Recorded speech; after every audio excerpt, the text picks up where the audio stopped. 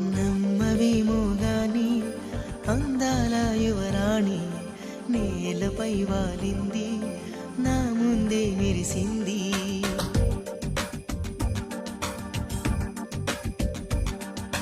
నమ్మవేమో గాని అందాల యువరాణి నేలపై వాలింది, నా ముందే మెరిసింది. అందుకే అమాంతం నామది, అక్కడే నిశ్శబ్దం అయినది.